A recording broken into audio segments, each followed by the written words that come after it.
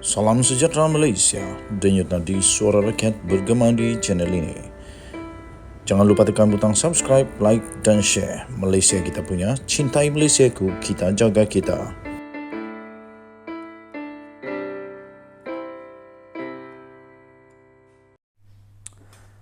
Salam sejahtera Malaysia, denyut nadi suara rakyat bergema di channel ini. Tuan-tuan dan puan-puan yang dihormati sekalian. Kerajaan perpaduan sekarang ini ternyata memang mau berusaha untuk membantu rakyat yang sedang dalam tekanan hidup kerana kos sara hidup yang sudah meningkat dan pelbagai lagi tekanan-tekanan yang lain. Walaupun banyak inisiatif yang sudah dilakukan oleh kerajaan perpaduan ini, timbullah pihak-pihak tertentu yang menggunakan banyak sekali taktik-taktik kehabisan modal. Taktik-taktik sudah kehilangan modal, tak ada apa lagi nak dicakap, terpaksa pakai taktik-taktik yang lucu kadang-kadang.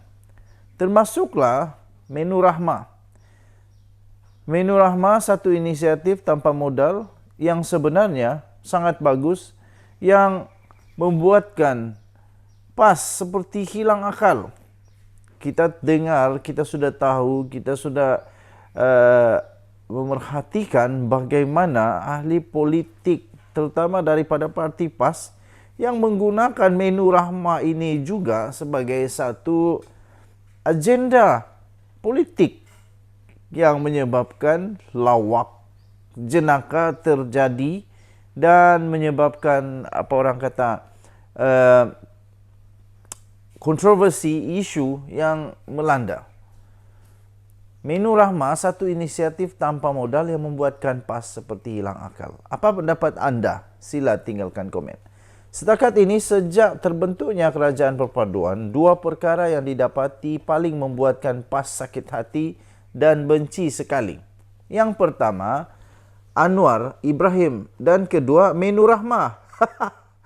Selepas Tun Mahathir Mohamad, PAS barangkali dalam kedudukan kedua sebagai suspek yang paling benci kepada Anwar Ibrahim. Sama seperti Tun Mahathir, PAS barangkali tak boleh terima langsung Anwar Ibrahim menjadi Perdana Menteri. PAS juga sentiasa cuba menghalang Anwar daripada menjadi Perdana Menteri, baik ketika parti itu berada dalam Pakatan Harapan, Pakatan Rakyat, dan lebih agresif setelah ia tidak lagi menjalin sebarang kerjasama dengan PKR. Apabila akhirnya Anwar berjaya juga menjadi Perdana Menteri, tentunya bukan kepalang sakit hati dan bencinya PAS kepada pengurusi Pakatan Harapan itu. Ditambah ketika itu, bagaimana rakyat dilihat amat menerima baik kepimpinan Anwar dan sentiasa menyerbu kemana saja beliau pergi. Disertai pula dengan dunia pun sama hangat mengalu-alukannya. Hanya Tuhan saja yang tahu betapa meluap-luapnya perasaan benci dan sakit hati PAS itu.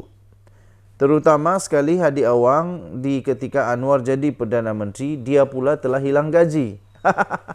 Sebab itu usaha propaganda PAS serta Hadi yang tanpa henti kononnya Anwar akan tumbang tidak lama lagi, tidak lain hanya didorong oleh rasa benci dan sakit hati itu saja. Tiada sebab lain selain daripada itu yang mendorong serta Hadi sentiasa berusaha mencari jalan untuk menebuk atap untuk menjatuhkan Anwar. Meskipun disedari, kerajaan perpaduan ini dibentuk atas titah daripada Seri Paduka Baginda yang di-Pertuan Agong. Malah walaupun dikepung dengan Akta Lompat Parti sekalipun, yang pada hakikatnya kerajaan hanya mungkin bertukar melalui PRU, PAS sentiasa membakar hati para pengikutnya dan walaunnya tentang kemungkinan Anwar boleh tumbang pada bila-bila masa. Suka hatilah nak buat apapun Tok Guru, bak kata Anwar, biarlah Hadi terus merancang dan mengigau. Yang kedua yang paling membuatkan PAS benci dan sakit hati ialah Menu Rahmah.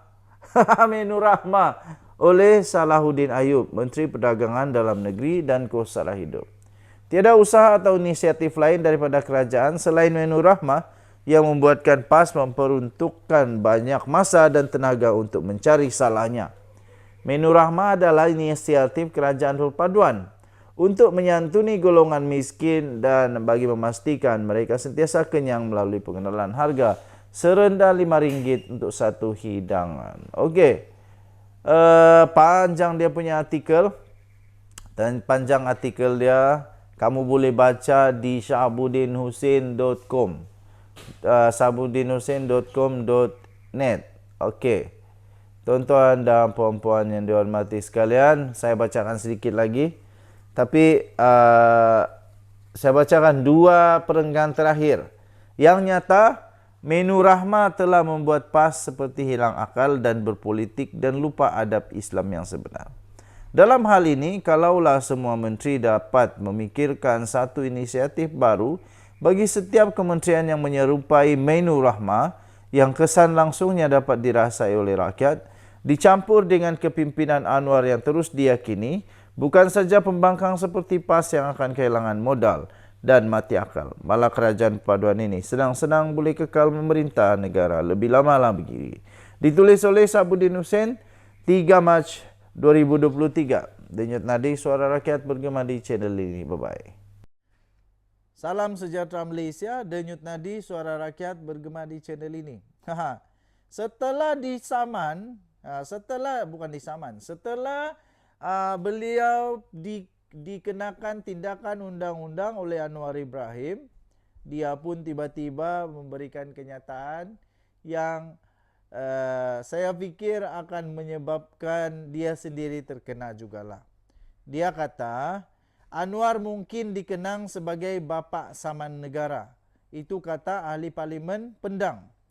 Jadi, kalau dia kata Anwar bakal dikenang sebagai bapa saman negara, jadi Perikatan Nasional dikenang sebagai parti apa? Adakah parti Perikatan Nasional, Perikatan Nasional PAS Bersatu nanti dikenang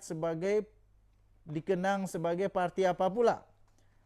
Orang-orang pemimpin-pemimpin dalam PAS dalam Bersatu, kamu rasa anda boleh komenlah. Apa aja kamu nak komen-komenlah, tapi janganlah yang buruk-buruk pula. Beri saja pendapat yang bagus. Pada pendapat kamu, kalaulah dia kata Anwar dikenang sebagai bapa saman negara, jadi ahli politik Perikatan Nasional, ahli politik PAS, ahli politik Bersatu nanti dikenang sebagai bapa apa pula? Sebagai bapa apa pula? Harus diingat. Sekarang yang paling banyak berlaku, pemimpin-pemimpin PAS balik-balik mohon maaf kerana fitnah. Nanti tiba-tiba pula jadi bapa fitnah pula. Dikenang sebagai bapa fitnah. Mahukah dicakap begitu? Syok tak nak cakap begitu? Pasti tidaklah kan. Janganlah.